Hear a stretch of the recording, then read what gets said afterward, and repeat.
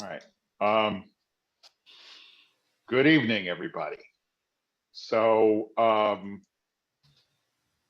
the topic tonight is Israel's judicial upheaval and the American Jewish establishment.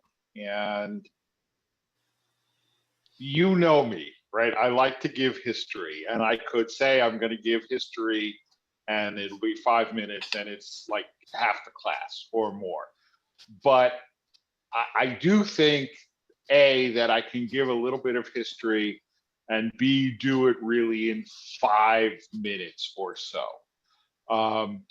Because there are certain things that we take for granted in terms of the attitude of the American Jewish community towards Israel that maybe should not be taken for granted.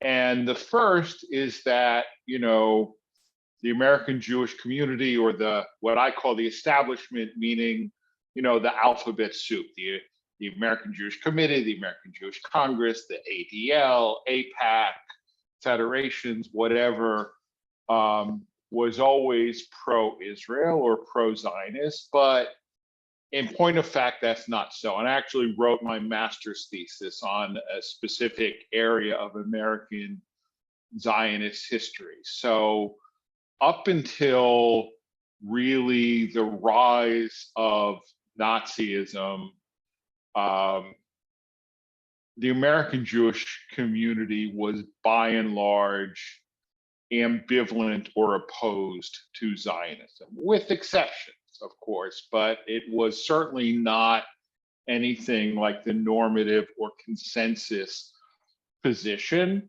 And when the Nazis rose to power and it became clear what they had in mind, American Jews started to be supportive of Zionism, if only for pragmatic reasons. And even then, not necessarily, it was not at all clear within Zionism that the goal of Zionism was to create a state.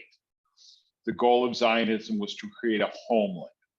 And the idea of a Jewish state per se in Palestine or Eretz Israel, again, was not really the consensus position until the 1940s.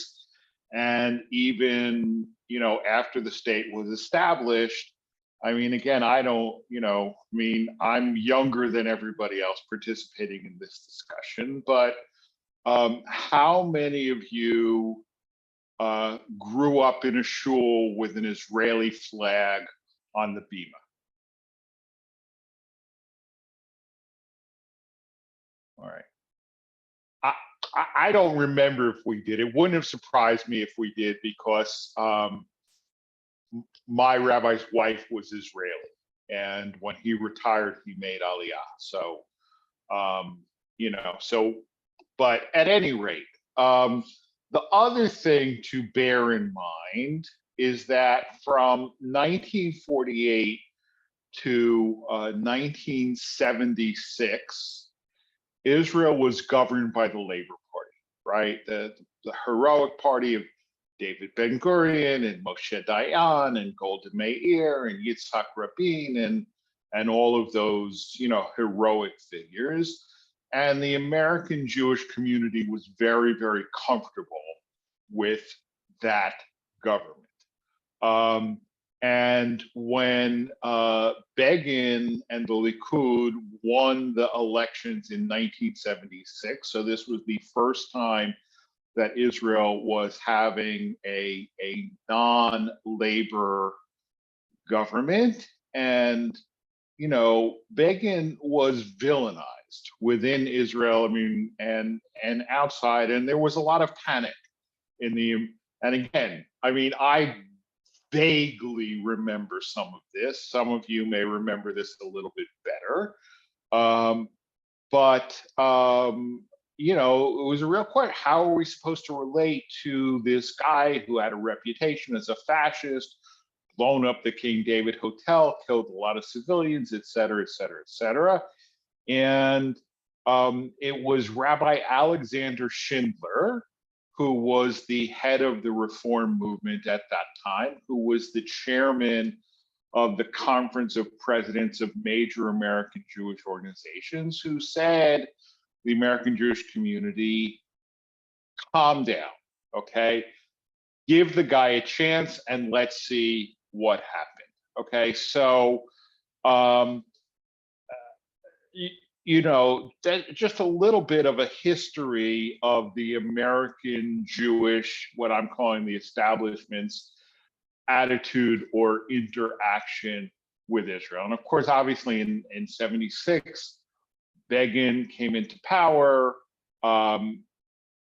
More often than not, there has been a right-wing government in power in Israel since then, although not as right-wing as the current government. There have been years when there was a Labor Party government. I mean, it was the Rabin government of blessed memory.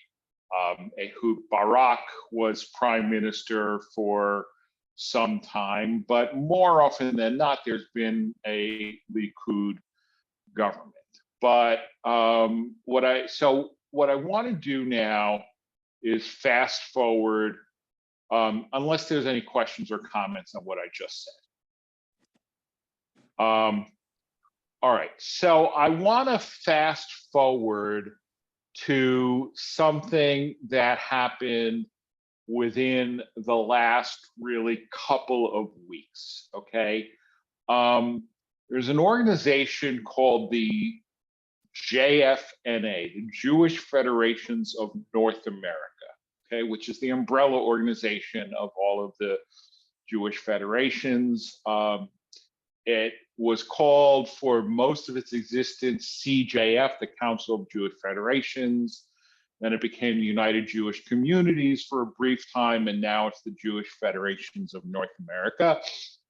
And every year they have what's known as the GA, or the General Assembly, which is not the largest gathering of the American Jewish community,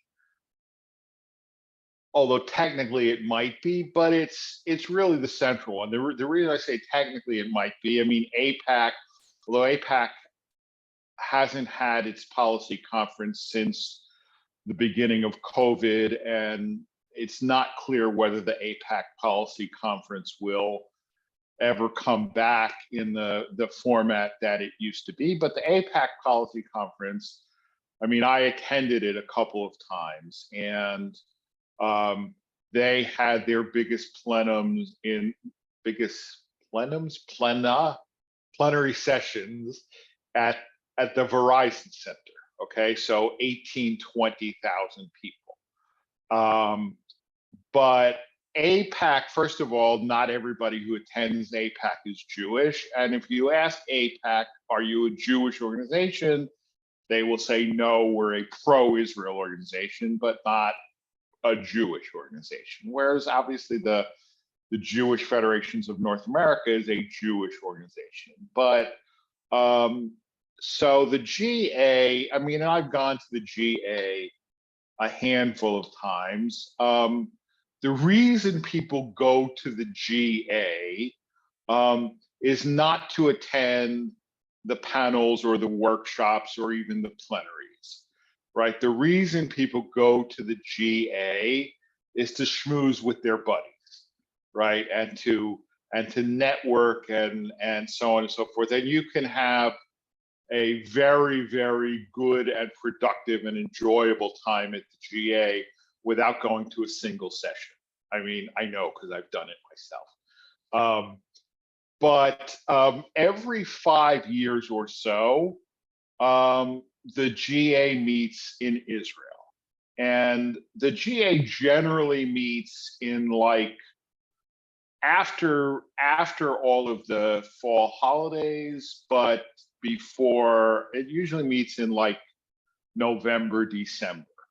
But this year, so they scheduled it to take place in Israel and in Tel Aviv rather than Jerusalem. I think it's the first time it was in Tel Aviv, although I'm not certain. And it was scheduled in the spring to coincide with the celebrations around the 75th anniversary. And there are a lot of other meetings that take place either right before or right after, like the Board of Governors of the Jewish Agency takes place right before the Jewish Federation's conference. And so the other thing to know is that the Prime Minister of Israel almost always addresses the GA in person, if possible, by video or by recording, if not, but pretty much always. And I remember, excuse me, when I was the Hillel director at AU, and the GA was in Baltimore, and Baltimore has a pretty cavernous convention center. And Prime Minister Shamir was speaking to the GA, and Hillel was given an opportunity to run buses and bring students to hear Shamir speak. And so I remember doing that back then.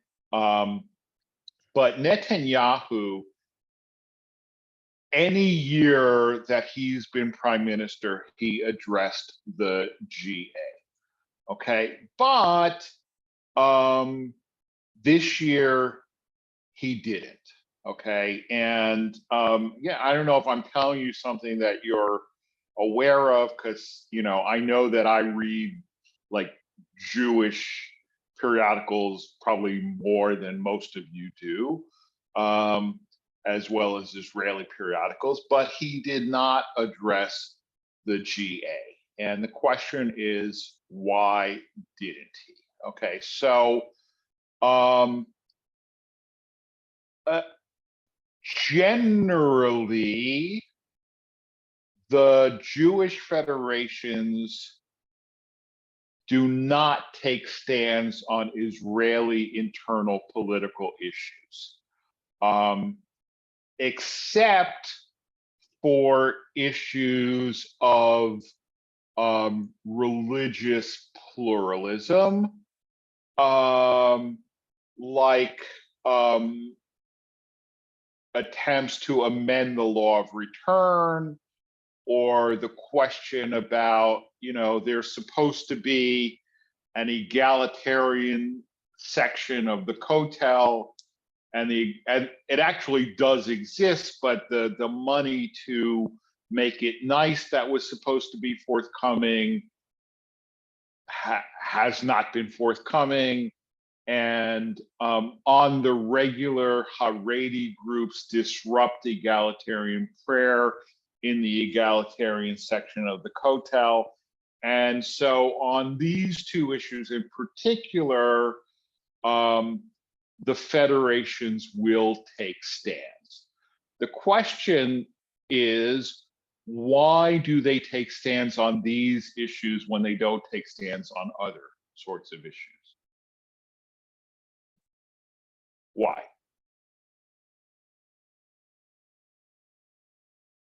And you can just jump in. We're a small enough group. Sue. Is it because it affects diaspora Jews more than more internal issues that affect only the people living there, maybe? Right. I mean, I think that's at least the theory, right? I mean, and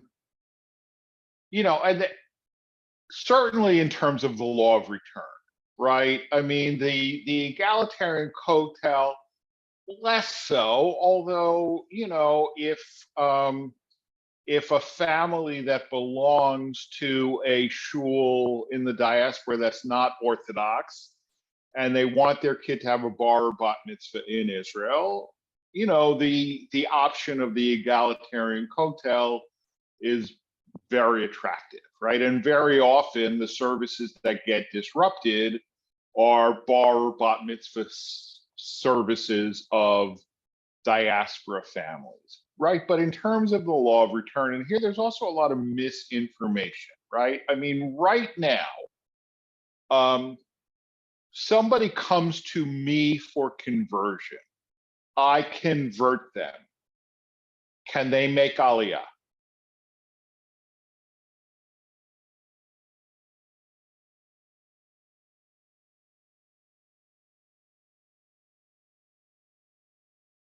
It's my understanding that the standard is if you would have been a target of the Nazis, that's enough to make aliyah. That's the grandparent clause. Okay. Right. The law of return says that if you have one grandparent, regardless of the one Jewish grandparent, you can make aliyah. Okay. But a convert has no Jewish grandparents. Right. Right. And the Orthodox don't recognize your conversion. That is true, but that's not the question I asked. Somebody who has a conversion certificate signed by me, can they make aliyah? I would have to say no. Anybody else? I agree. You have to say no. Well, you may have to say no, but you would both be wrong. Oh, really? Yes, you can make aliyah, okay? Because aliyah is a civil process. Oh, Okay, what you cannot do on the basis of a conservative or reform or reconstructionist conversion certificate, you cannot get married in Israel because that is controlled by the Orthodox rabbinate. You will have trouble being buried in Israel because most cemeteries are controlled by the Orthodox rabbinate, but there are now secular or other non-Orthodox cemeteries. So you can definitely make aliyah and become a citizen, but you will have trouble in terms of anything that requires a verification of personal status that is controlled by the Orthodox rabbinate. Okay, and this is important because there's a lot of misinformation out there. But if the law of return is changed to specify only Orthodox conversions, right, a significant chunk of the American Jewish community will no longer be recognized as Jewish for the purpose of aliyah, right? Anybody who has had or is descended from somebody who has had a non-Orthodox conversion would not be able to make aliyah. So this is for sure, I see issue. This is for sure an issue that affects a lot of American Jews and therefore affects a lot of conceivable donors to Jewish federations. Yes, Sue. How about in a Reform congregation where a person is considered Jewish if the father is Jewish instead of the mother? Well, they have a Jewish grandparent. But I mean, could they be buried in a Jewish cemetery there or have a Jewish wedding there? No, I mean, because they wouldn't be halakhically Jewish. Okay. Right.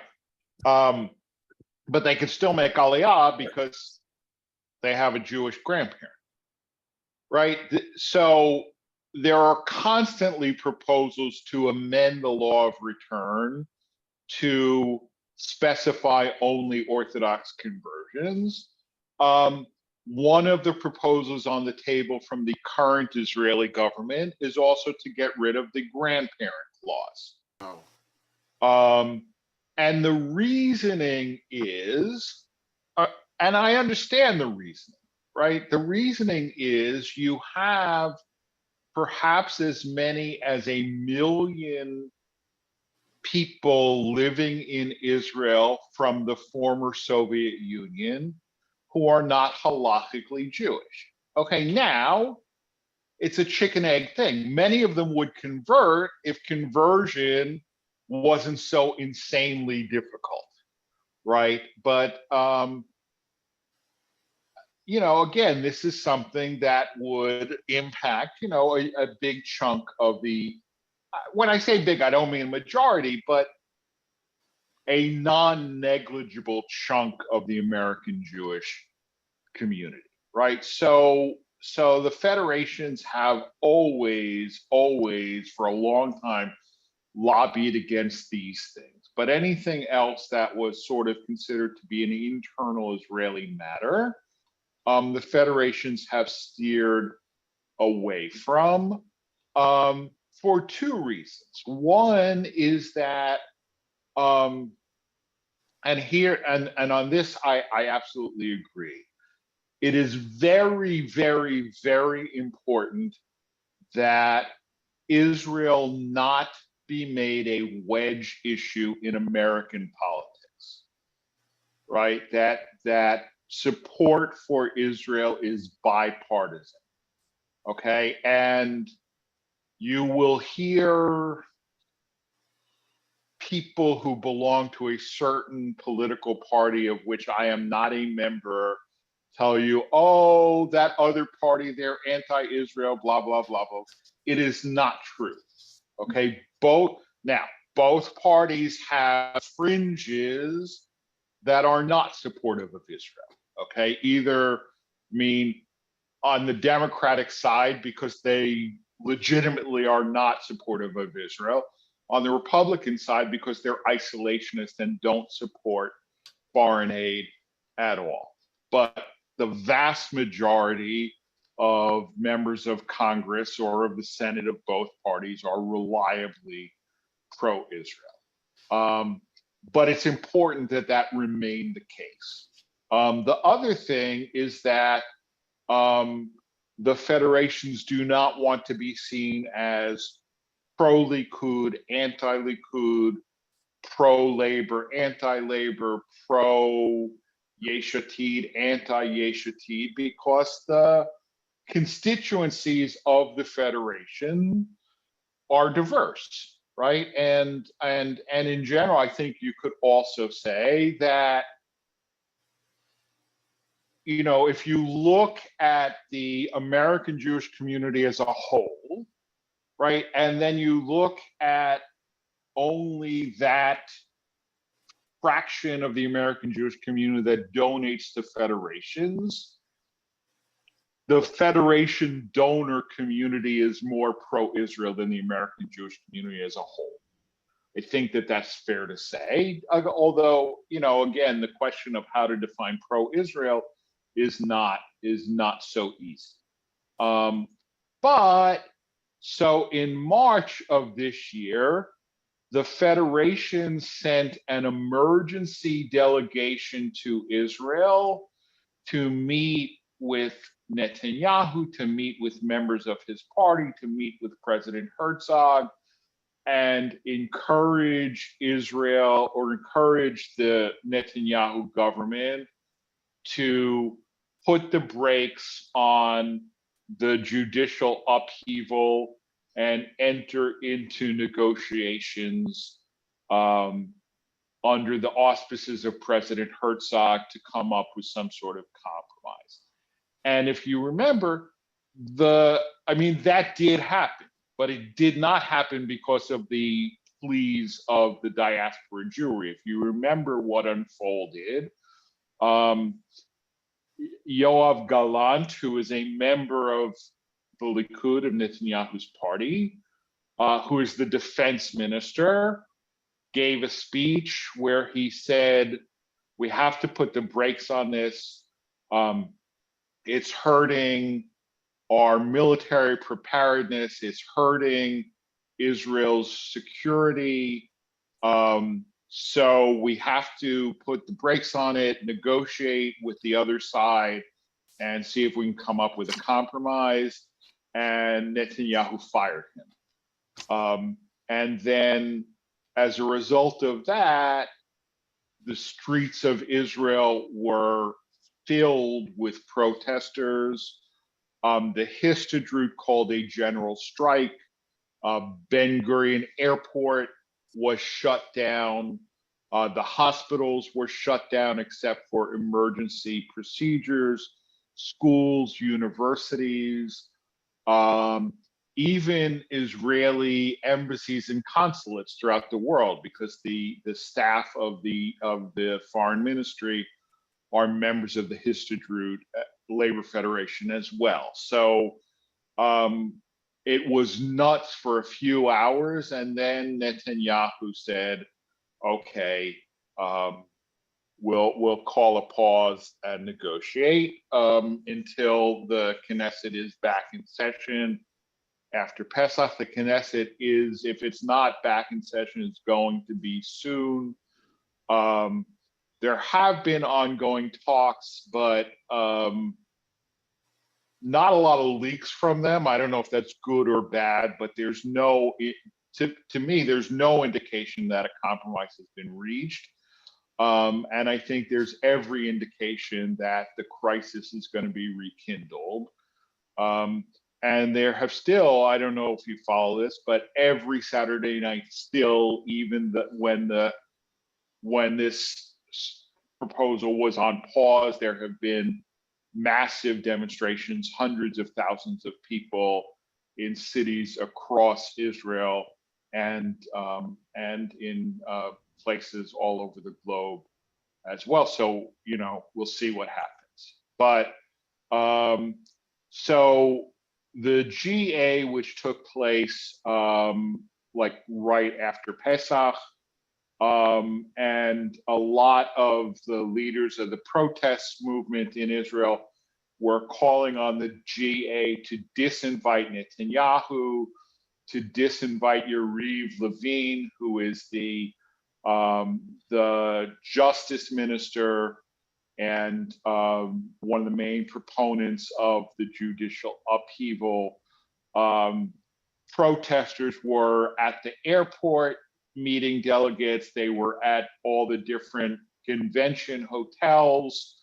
And not only that, but it wasn't just Israelis who were saying we have to do something.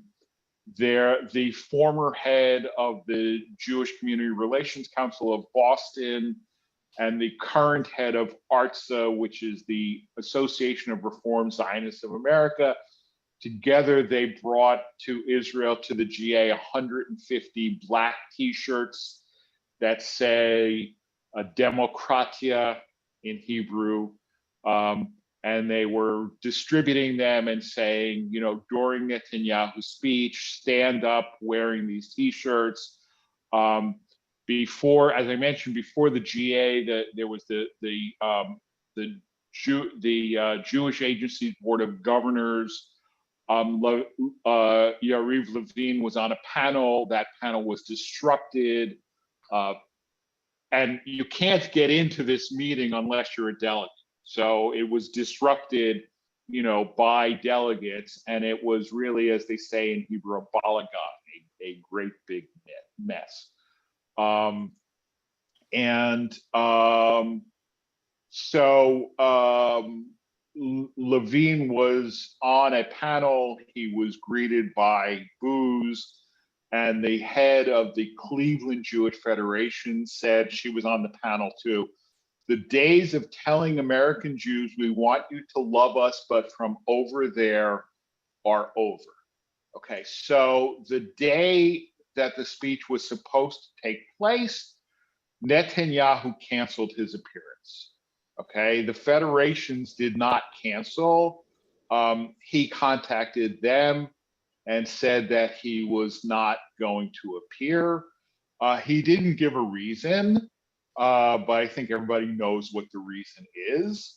And the statement that was put out by the federations was, "We thank Prime Minister Netanyahu for his message of friendship between our communities and his acknowledgement of the important role North American Jewry has played in building and developing the state of Israel.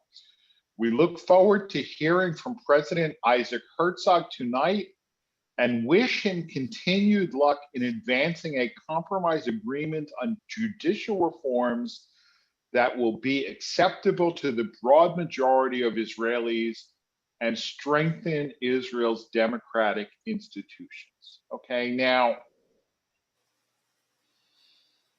on paper, that is a parv statement, right? But if you read between the lines, it's not a parv statement, right? Because if you're supporting Herzog, you're not supporting Netanyahu. And if you're talking about strengthening and safeguarding Israel's democratic institutions, that means, the proposal that is on the table weakens Israel's democratic institute, which, look, I mean, you don't have to agree with me, but it does. There's no question that it does. I mean, when you have, I mean, two things. One, I mean, more than two things, but the fact that, that the government appoints the judges and there's no checks and balances because, I mean, here, yes, the president appoints the judges, but the Senate has to confirm them, and the Senate is not always controlled by the same party as the president, right? But the thing that to me is even more dangerous is that the Supreme Court can strike down a law, and then the Knesset can vote to override the Supreme Court. I mean, frankly, I mean, if the Senate could override the Supreme Court in this country, right, Plessy v. Ferguson would still be the law of the land, right? We would still have legal segregation. There's no doubt about it that the Senate, when the Supreme Court issued Brown versus Board of Education in 50, whatever it was, the Senate would have overridden it for sure, if they could have. But we have a system of checks and balances. So, at any rate, so let me stop here for a moment. Questions or comments on what I've said so far.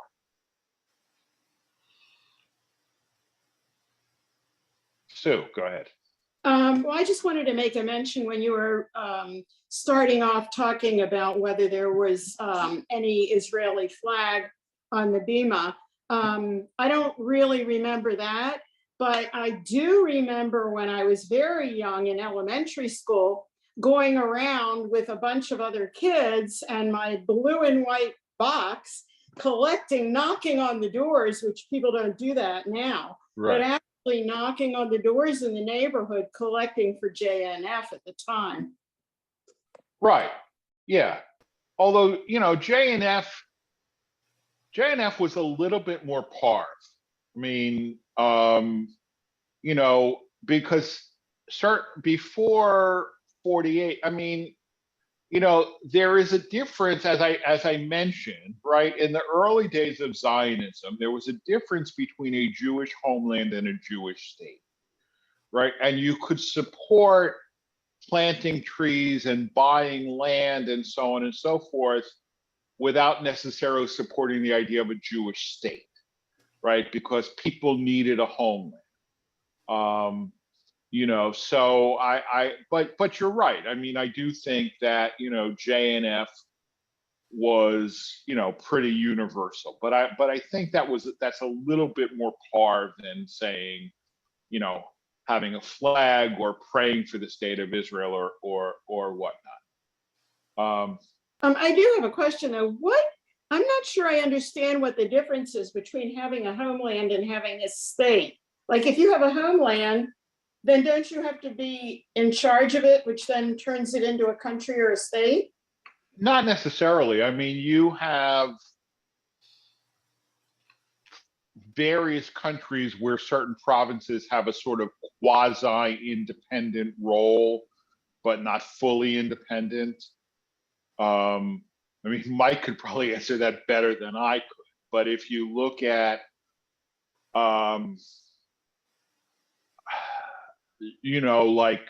like Quebec, for example.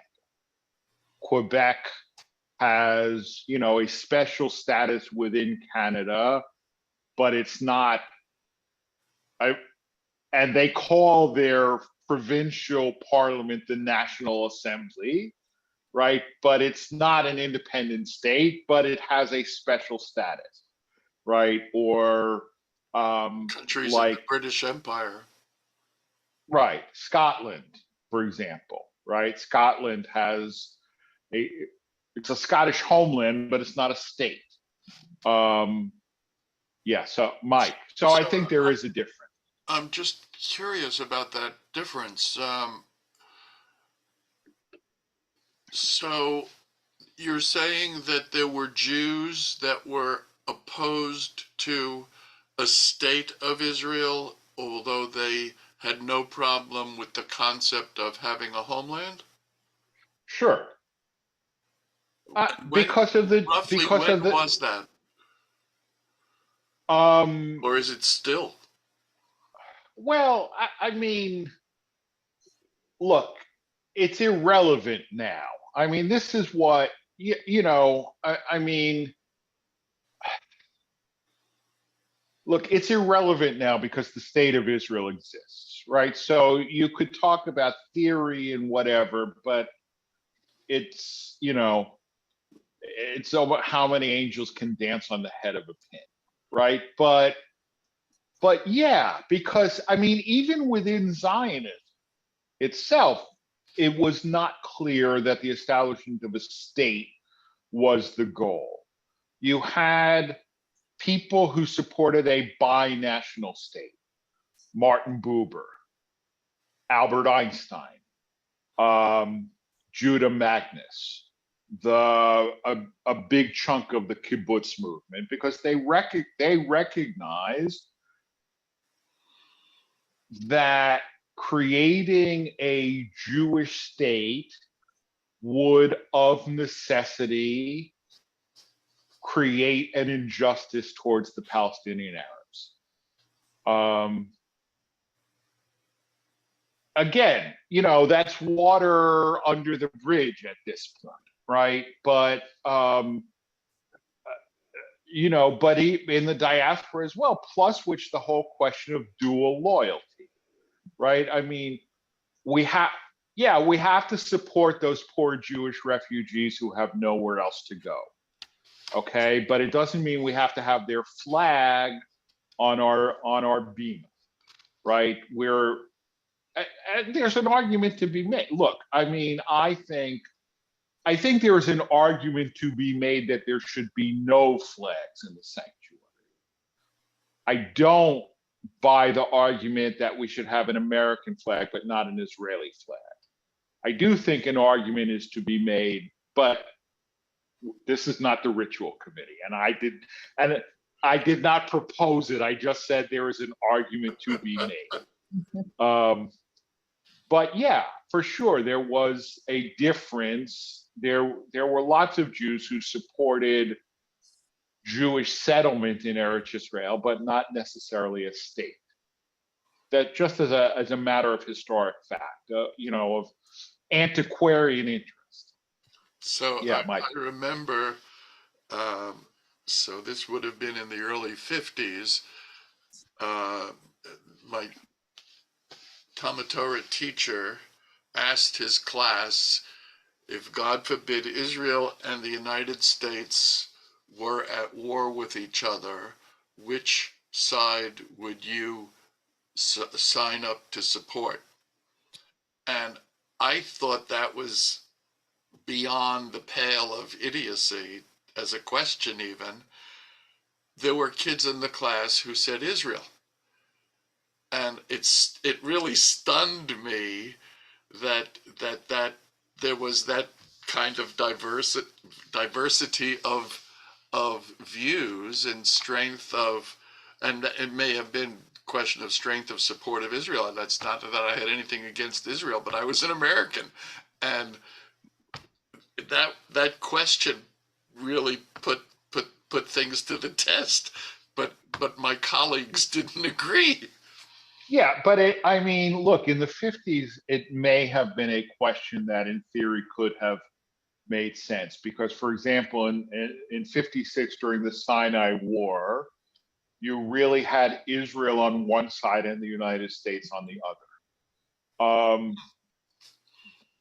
I mean, not that the United States fought against Israel, but you had, you know, I mean, it's hard to imagine in this current thing, but you had, you know, Israel, the UK, and France fighting Egypt, and the United States supported Egypt. And, you know, it was Eisenhower who made the Israelis pull out of Sinai. But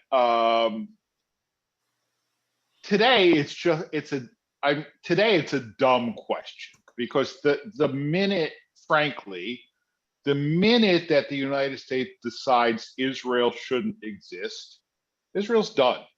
I mean, Israel's entirely dependent on the United States for heavy weaponry and so on and so forth. I mean, you know, I mean, I could be wrong, but I mean, not that I see that happening, but I do think, but it's precisely why it's important that Israel not become a political football. And, you know, and that people who love and care about Israel should not allow it to become a political football. All right, so let me move on a little bit. So yesterday I sent out an email about this program that the Jewish Federation of Greater Washington has, where they committed $150,000 in matching funds to organizations in Israel that support religious pluralism. Okay, so if you donate and you fill out your thing, and it asks what congregation you belong to, and if you say Kehilat Shalom, you say B'nai Israel, you know, Kol Shalom, Bethel, whatever, it's conservative shul, they will match your donation up to $500, and both your donation and their matching funds goes to the Masorti movement, which is the conservative movement in Israel. And if you're Reform, it'll go to the Israeli Reform movement. If you're Orthodox and you give to that fund, there are Orthodox organizations in Israel that support religious pluralism. It'll go there. Okay. Now, the question, why is the Federation doing this?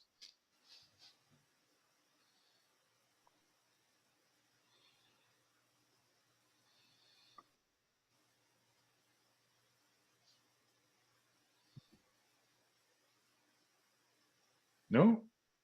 They, Toby? I think they want to strengthen the visibility and the influence of more of Jewish organizations, conservative, Reform, against, I guess, the strength of the Orthodox. I don't. Yeah, but why? I mean, why should they care? I mean, maybe your answer is less cynical than mine, frankly. But And why should they care now when they didn't care before this whole Netanyahu craziness started? Well, because of the danger of what's happening with Netanyahu's stand about the judiciary. Mm-hmm. And just right. that, and all of the issues that the Israelis are taking a stand And against. his support of the ultra Orthodox, because they're part of his coalition. Right. And suddenly it has to be addressed.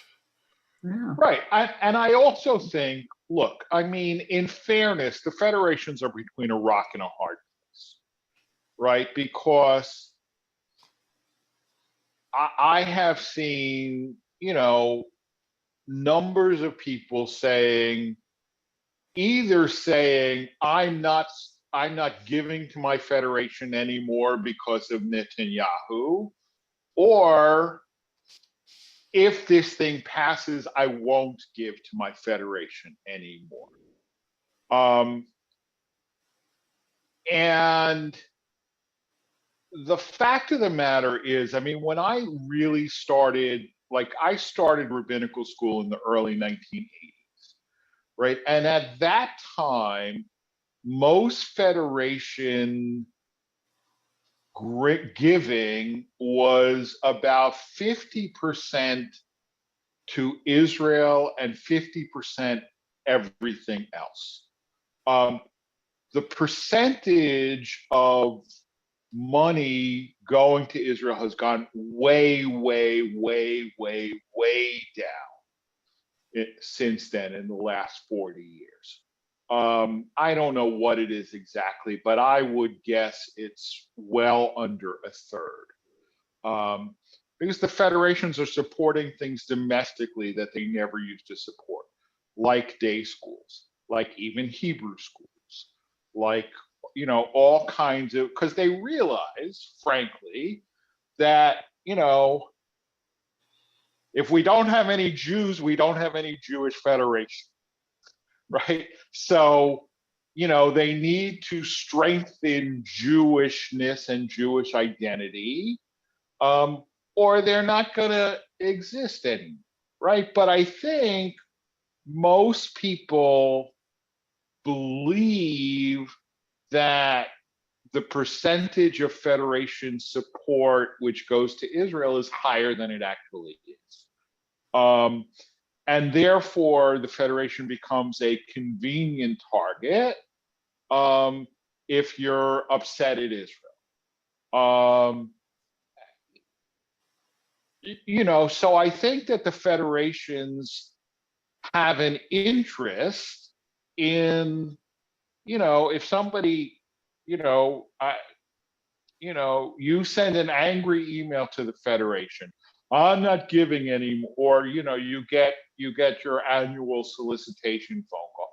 I'm not giving anymore because of Netanyahu. I mean, one of the talking points is going to be, did you know that, you know, we gave, you know, because they know where you belong if you do. We gave $200,000 this year to the Masorti movement in Israel, et cetera, et cetera. So they have, you know, an interest in being seen as supportive of religious pluralism. And, you know, and I think what they're doing is right. I don't have any problem with it at all. I mean, I may be a little bit cynical about the motivations, but you know, if you do the right thing for the wrong reason, you've still done the right thing. You know, but you know, but you know, on top of that, I mean, I still think Israel is, you know, is kind of, for many people, but less and less so. I mean, Israel is seen by many as kind of the magic bullet, right? I mean, this is where birthright started, right? Oh, the intermarriage rate is high, the kids are assimilating, blah, blah, blah, blah, blah. We'll send everybody to Israel for 10 days and they'll become inoculated against assimilation. You know, I mean, the fact of the matter is that birthright does have some effect. I mean, people come back from Israel with a higher level of Jewish interest. You know, but just like most vaccines, I mean, you know, as an example, Kelly and I on Wednesday both got our second bivalent booster. You know, the inoculation effect wears off after a while. And to my mind, Israel is a component of Jewish identity, but it's not a substitute for American Jewish identity. But the, you know, the federations I mean, they can't just simply say we're out of the Israel business. They can't.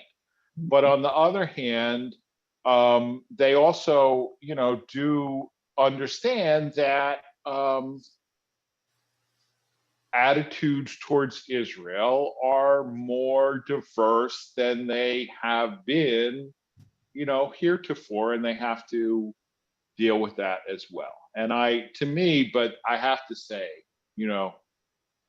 the fact that Netanyahu pulled out of the GA, to me, that's a biggie, because the people at the GA, I mean, that is, the definition of the Jewish establishment. And if Netanyahu pulled out because he was afraid of the reception that he would get there, to me, that's a big deal. But we'll see.